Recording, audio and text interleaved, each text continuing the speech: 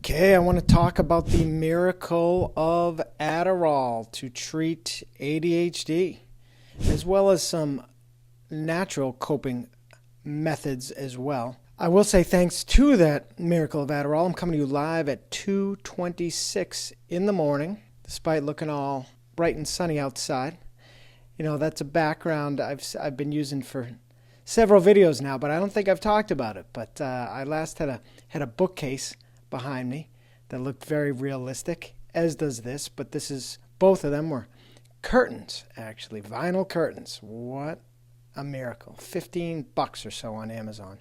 And I love it because I live in a condo, so it actually makes me feel like I have a backyard. And at 2:26 in the morning, it makes it feel like it's still bright and sunny outside. I got to go out and mow the lawn later, though. Anyway, but, you know, as I said in my last video, talking about ADHD, and I touched on previewed what I'm going to say here, is that, you know, I don't attribute it to the, you know, alertness effects of Adderall as much as it's brought out my old great work ethic-y self. So with that in mind, you know, I want to pick up where I left off on the last one. And I talked about a guy saying, if there's something I know I should be doing, sometimes there's this imaginary wall that I need to climb over to start doing it, and the wall is infinitely high.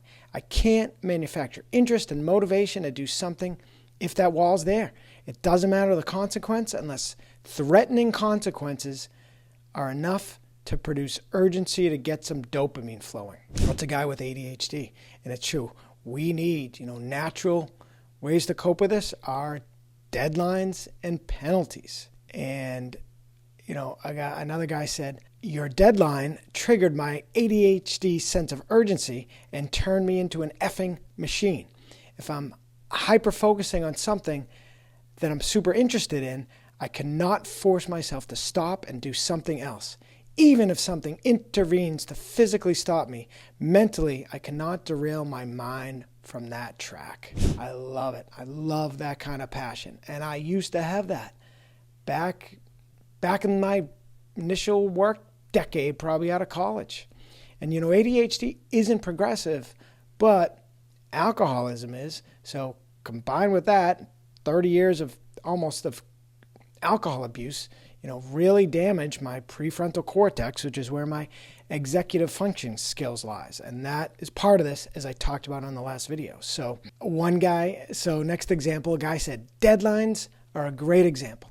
I can try to write a paper weeks in advance and stare at a blank document and nothing comes to me.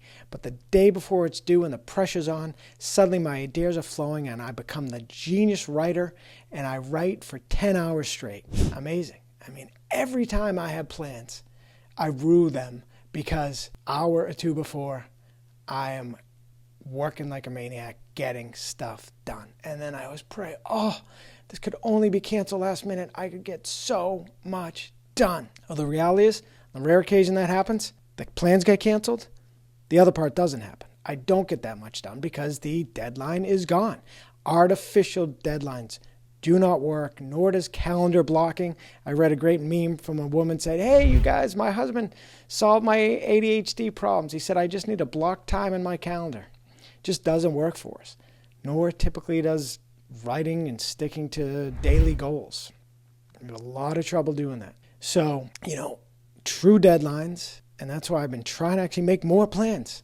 You know, I've known that's part of the key to this and in life in general, if you want something done, ask a busy person.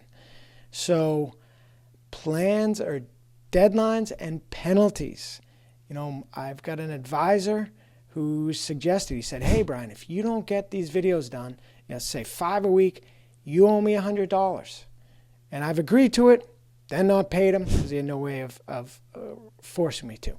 But you know what? It just hit me recently. I said, hey, Henry, I got an idea. What you should have done, you should have made you give me the $100 in advance, and then I get it back if I hit the deadline. He loves that. But I said, but too late. I'm on the Adderall. I shouldn't even need it. Although if I get desperate, we'll do it. And he's going to do it with some of his other people. He loves it. So those are some ways to deal with this. And then the Adderall. And it has given me this great focus like I have not had in so long. You know, for the first time, I feel like I'm back to my great work ethic, as I said. And I haven't enjoyed time off in 20 plus years because I never feel worthy of it because I'm never productive enough.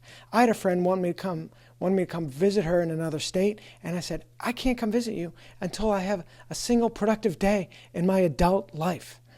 And now I feel like I have, or at least I'm getting there. I'm getting close. Henry, my advisors even said, if you can just work for 3 hours a day, which sounds like nothing, but I was struggling to work for even 1. But now I've been going at it for 4 or 5 hours at least now. I don't even want to go to bed, but I probably am going to call it quits after this. So, as always, stronger, sober, and please like, share, subscribe, and comment. Please comment. I'd love some. All right. See you soon for part 2. Peace.